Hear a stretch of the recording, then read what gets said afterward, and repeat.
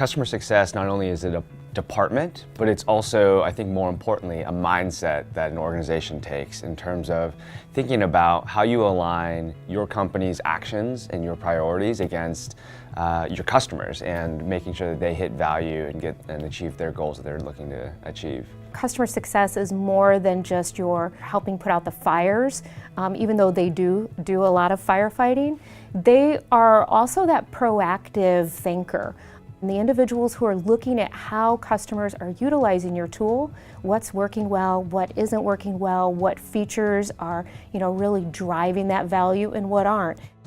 So we're given the opportunity to work with product individuals, with marketing, with sales, with finance, with leadership.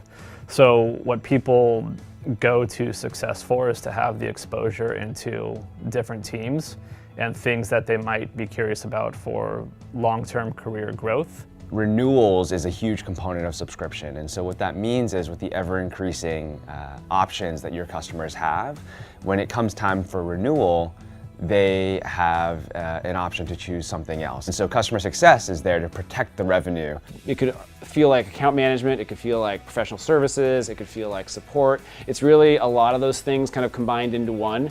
One of the things I'm always looking for is the individual who is a bit of an investigator and who really likes to get to the core of why something's happening. A good partner has to be able to hear what customers are saying and thinking to be able to drive the right outcomes for their customers, for the people they work with.